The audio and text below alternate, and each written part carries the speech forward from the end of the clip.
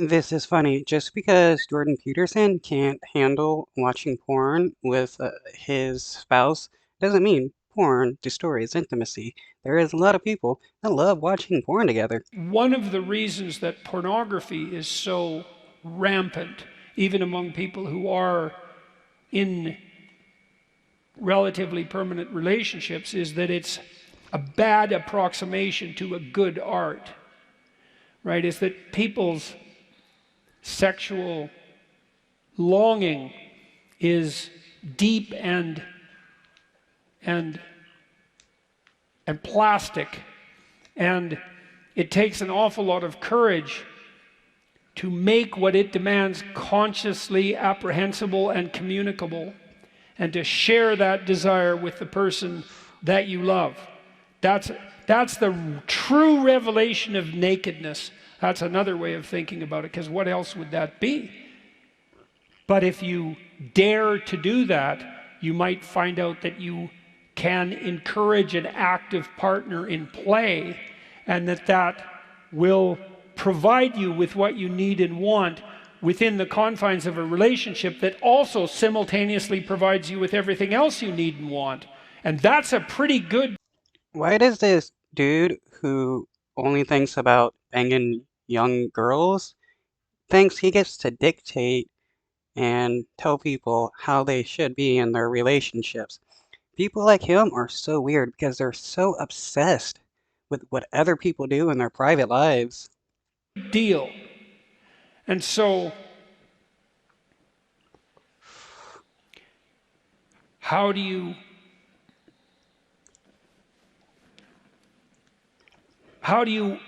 occupy an ethical position and keep the erotic tension in your relationship? Well, one answer to that is, well, that's why you get married. That's why you get married, to keep the spark going? Wow. And then next you'll say, if you lose your spark, have babies. This guy is such a moron, and so many people think this dude's a genius. Nah, he's just a crazy, sex-obsessed old dude who can't even handle living life. You know, another thing that destroys intimacy is going to Russia and putting yourself in a coma because you can't get off the benzos. Like, that's the answer to that, right? Because the marital vow, which is a vow of permanence and a vow of mutual reciprocity, and a vow to. Marriage is not a permanent thing. Even in the Bible, people were getting divorced and stuff. So thinking that just because you marry a person, you gotta be with them forever is such an absurd thing to believe.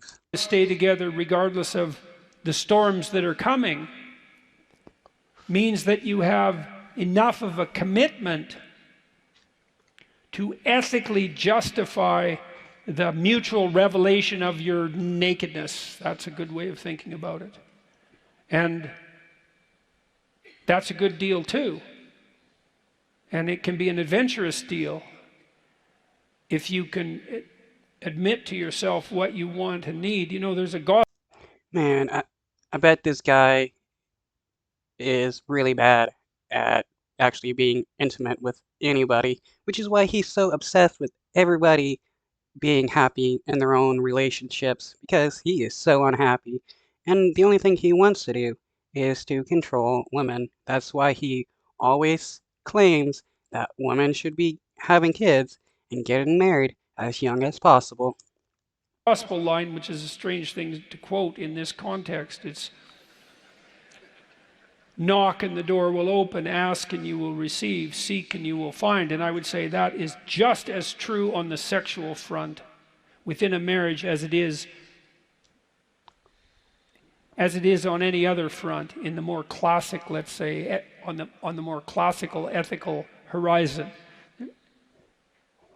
Properly integrated sexual life is part of the highest ethical endeavor.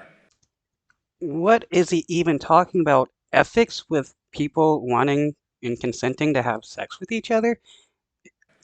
And there's nothing wrong, and in fact very much that is right in allowing yourself to realize what you need and want and determining how to share that with a partner who is also pursuing exactly the same thing. So it's worth a shot.